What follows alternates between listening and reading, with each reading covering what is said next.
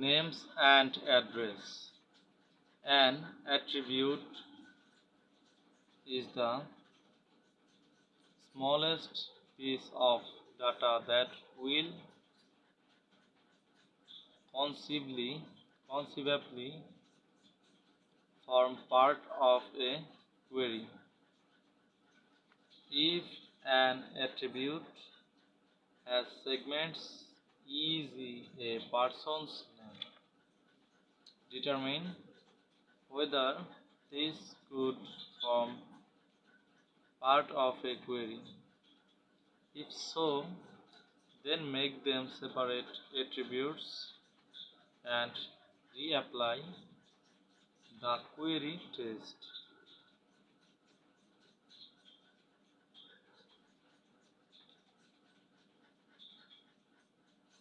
When you apply the query test to person name, you will usually decide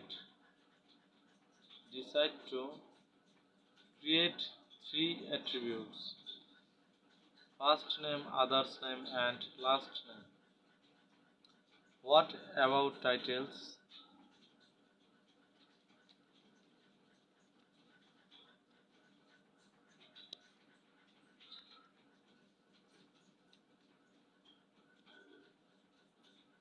There are two sorts of modifier titles: preceding titles, e.g. Mr., Mrs., Ms., and Dr., and following titles, e.g. Jr. and 3. These should be separate attributes, especially if you have divided name into separate attributes.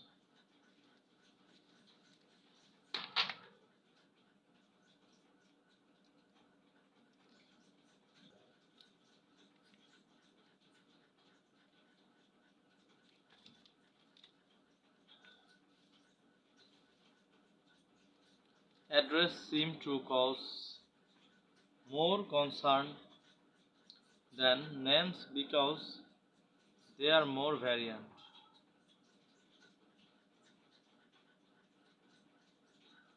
Business address tend to be the most complicated, and foreign addresses add few more twists.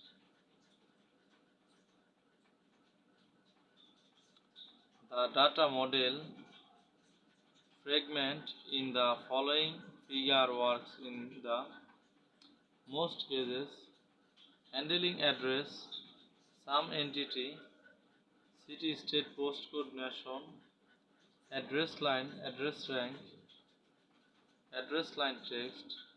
Common features of very address are city, state, province in Canada, country in Ireland, postal code, zip code in the United States, and nation.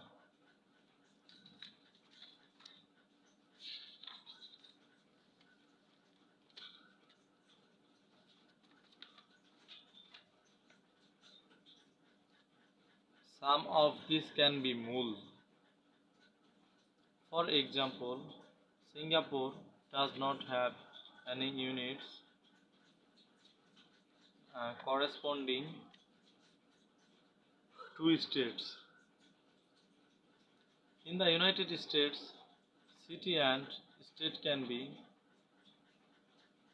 derived from the zip code, but this is not necessarily true for other countries.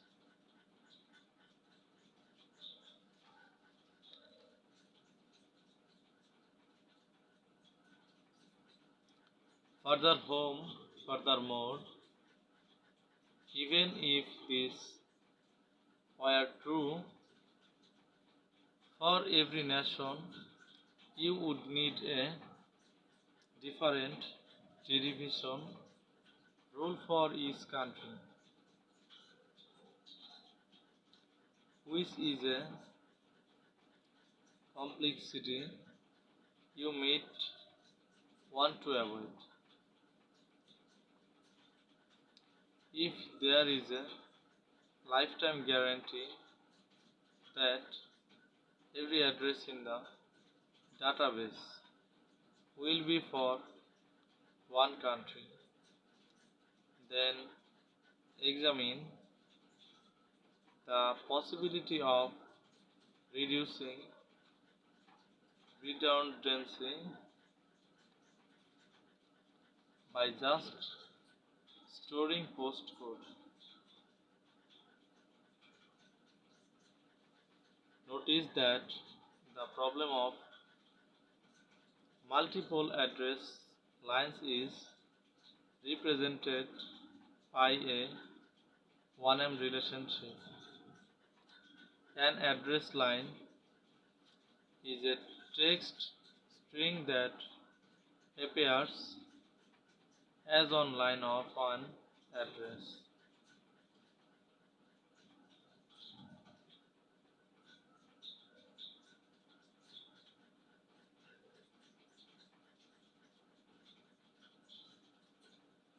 There is often a set sequence in which these are displayed.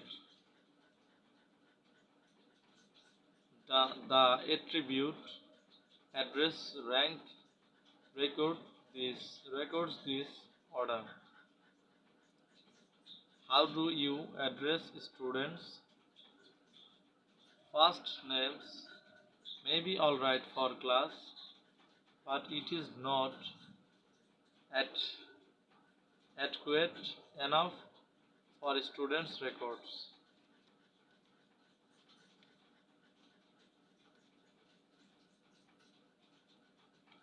Students typically have multiple address, a home address, a school address, and maybe a summer address. The following data model fragment shows how to handle this situation. Any instance of Adar's address line is identified by the composite of student ID, address type, and address rank. Students with multiple address. Students, student ID, address, address type, city, state, postcode, nation. Address line, address rank, address line text. The identifier address type is used to distinguish among the different types of address.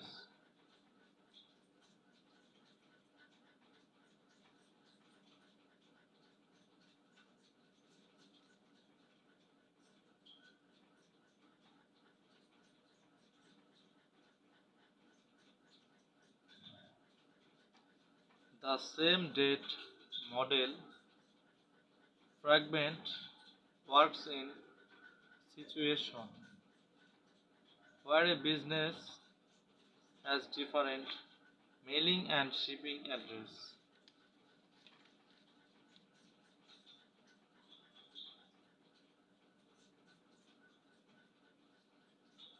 When data modeling, can you take a shortcut with names and address? It is time consuming to write out all the components of name and address.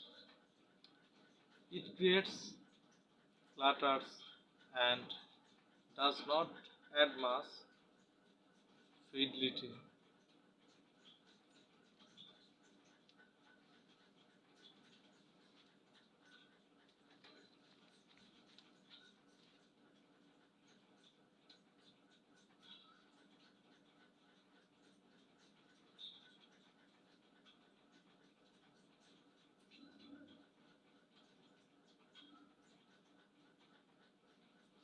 Our practical advice is to do two things. First, create a policy for all names and address. Easy. All names will be stored as three parts: first name, other's name, last name. Second, use shorthand forms of attributes for names and address when they obey the policy.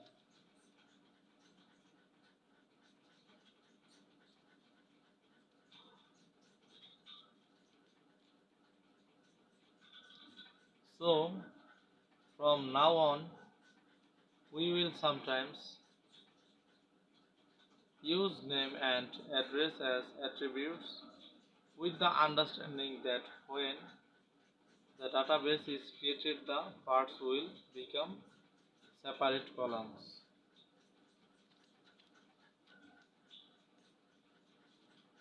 Single instance entities.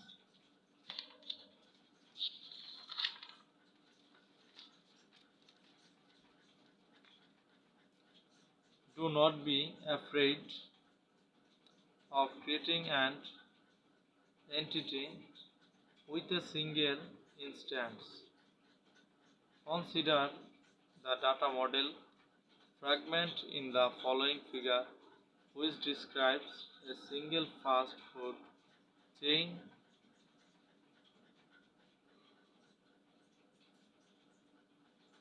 Because the data model describes only one farm, the entity farm will have only one instance.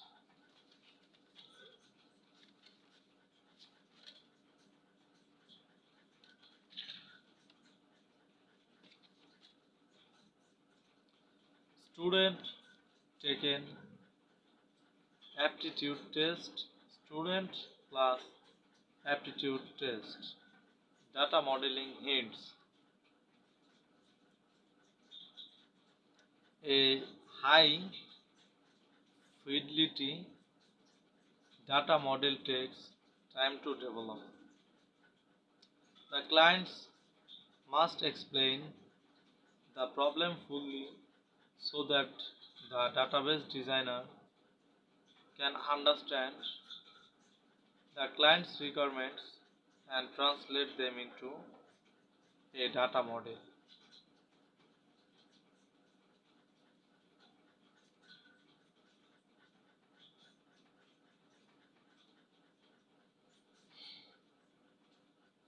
Data modeling is like prototyping. The database designer gradually creates a model of the database as a result of interaction with the client.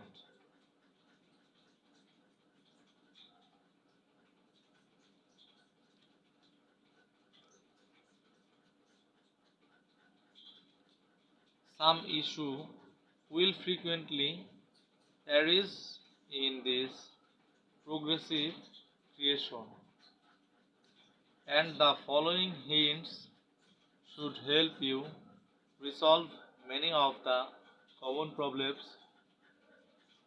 you will encounter.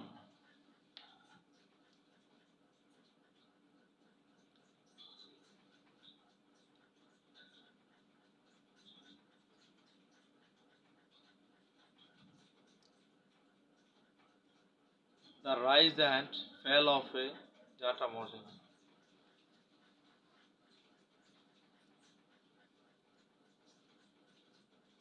Expect your data model to both expand and contract. Your initial data model will expand as you extend the boundaries of the application.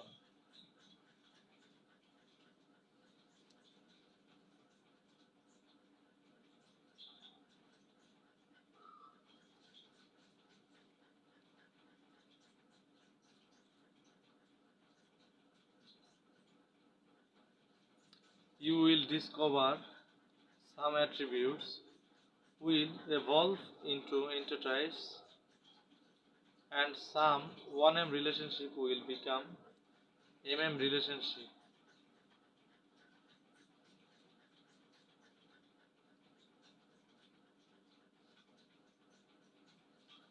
It will grow because you will add entities, attributes, and relationships to allow for exceptions.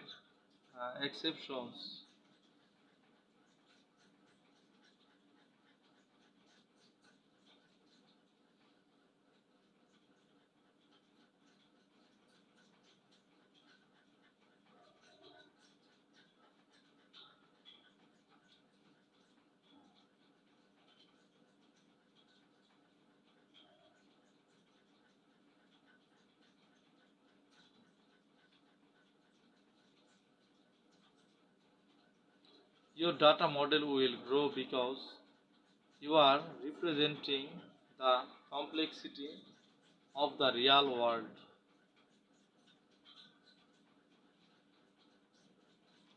Do not try to constrain growth. Let the data model be as large as is necessary. As a rule expect your final data model to grow to about 2 to 3 times the number of entities of your initial data model.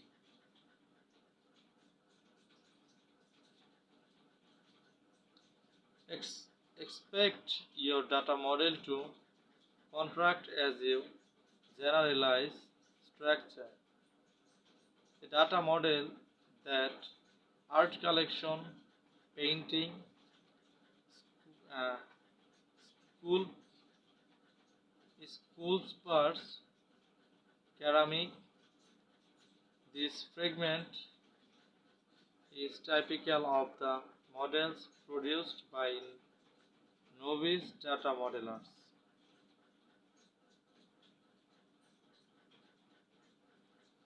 It can be reduced by recognition that painting, sculpture, and ceramic are all types of art.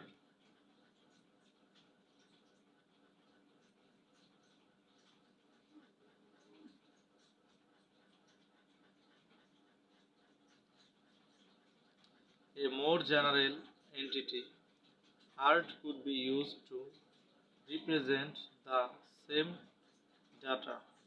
Of course, it would need an additional attribute to distinguish, distinguish the different types of art recordings. The Sharnken data model, as you discover new entities, your data model will grow.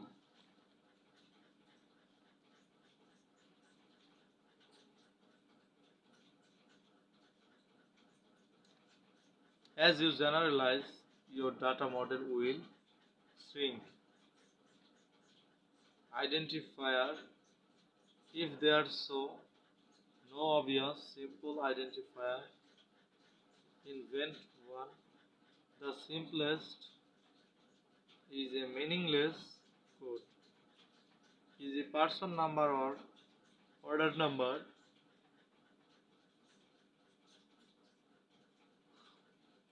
If you create an identifier, you can also guarantee its uniqueness.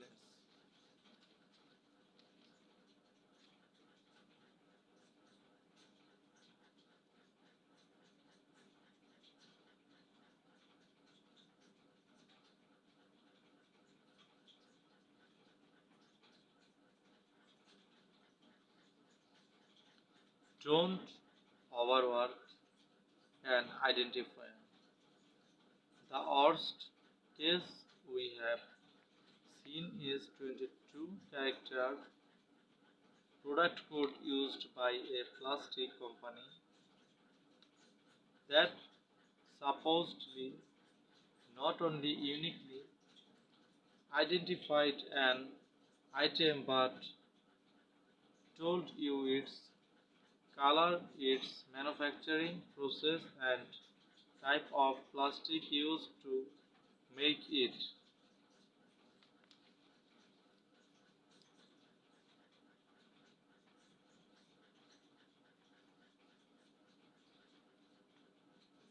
Color, manufacturing process, and type of plastic are all attributes. This product code was unwieldy. Data entry error rates were extremely high, and very few people could remember how to decipher the code.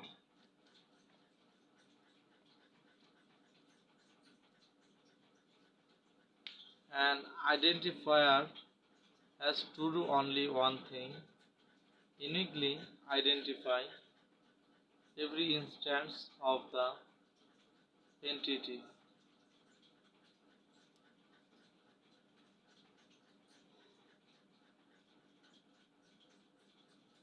Sometimes trying to make it do double or even triple duty only creates more work for the client.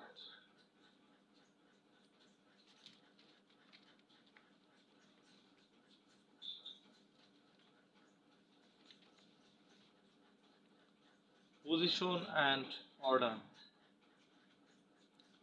There is no ordering in a data model. Entities can appear anywhere.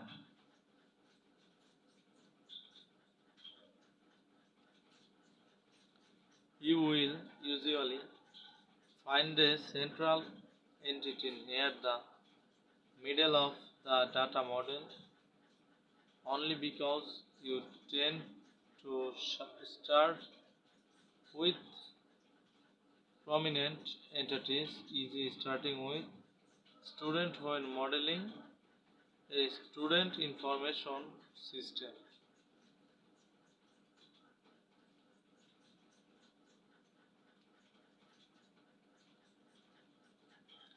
What really matters is that you identify all relevant entities. Attributes are in no order. You find that you will tend to list them as they are identified. For readability, it, it, it is a good idea to list some attributes sequentially. For example, first name, other names, and last name are usually together. This is not necessary, but it speeds up verification of a data model completeness. Instances are also assumed to have no ordering.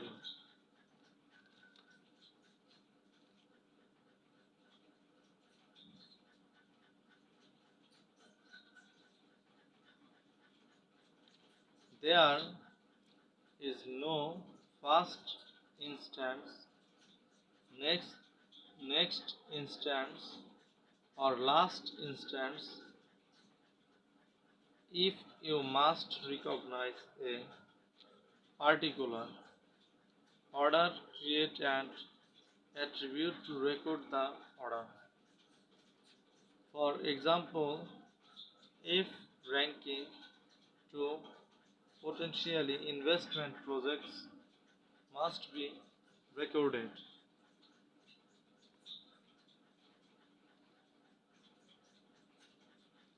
Include an attribute ProSrank to store this data.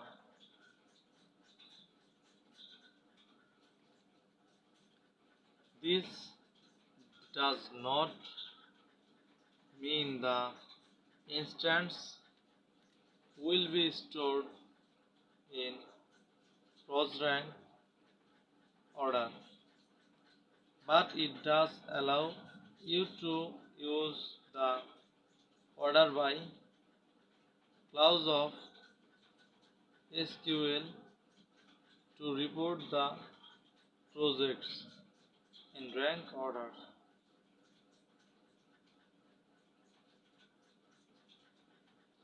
If you need to store details of a precedence relationship, i.e., there is an ordering of instance and a need to know the successor and predecessor of any instance, then use a 1.1 recursive relationship.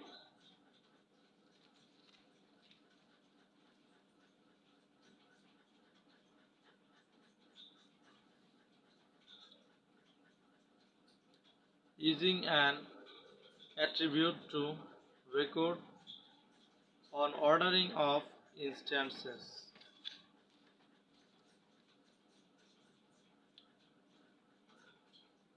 Sheep, fleece white, animal, animalid, animal dog.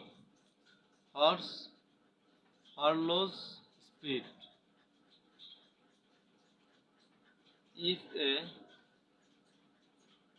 a subordinate entity becomes important, it is likely to evolve into an independent entity. The framing of a problem often determines whatever uh, subordinate entities.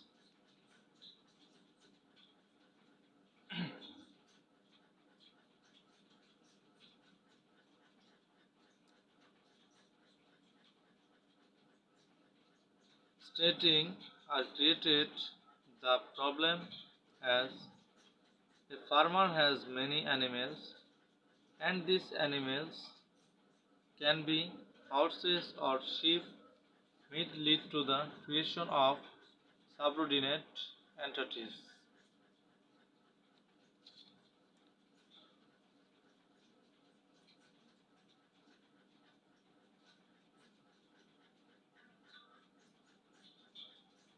Alternatively, saying that a farmer has many sheep and horses may lead to setting up sheep and horses as independent entities.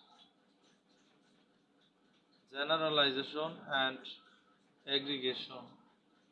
Generalization and aggregation are common ideas in many modeling languages.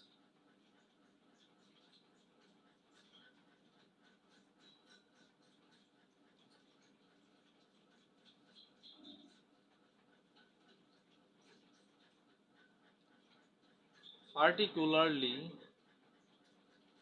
object-oriented modeling languages such as the Unified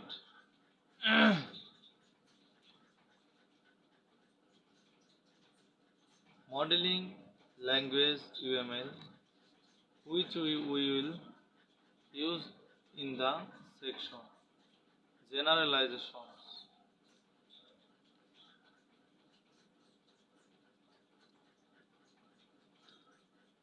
Relationship because